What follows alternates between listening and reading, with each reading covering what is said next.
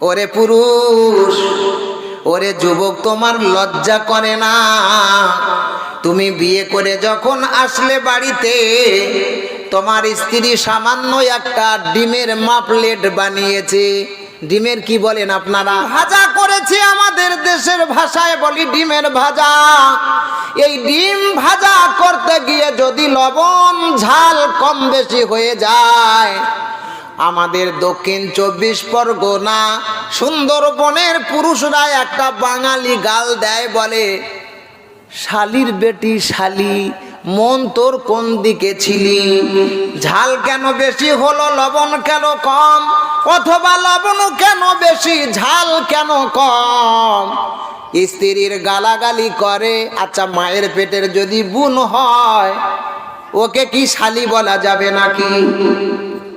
বুঝাবার জন্য আমি বলছি আপনাদের।